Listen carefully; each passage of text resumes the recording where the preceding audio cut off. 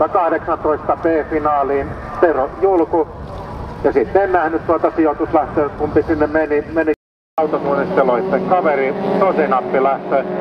Jos tässä nyt pitäisi kuljettaja Marjamäen Lassi pystyy tekemään rakoa lisää ja lisää, kun mennään tuonne metsämutkaan ensimmäisen kerran. Lähdetään sitten nousemaan ylöspäin. B-finaaliin on oikeastaan 2 yrittäjää tässä vaiheessa. Katsotaan sitten kumman päin tässä käy. Kumpiko nappaa B-finaalipaikan itsellensä ja kumpiko sijoituslähtöpaikan itsellensä. Autokätevä Saab 96 on tässä vaiheessa jätetty 4. Ja näin lähdetään viimeiselle kierrokselle kärkikuljettajan Lassi Marjamäen toimesta.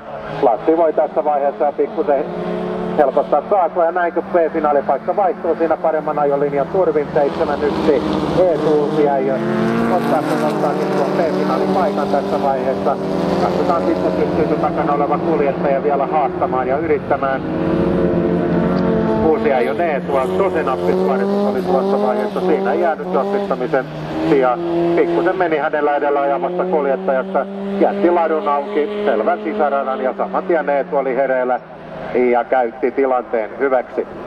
Sen sijaan Lassi Marjamäki on matkaamassa tästä lähdöstä A-finaaliin.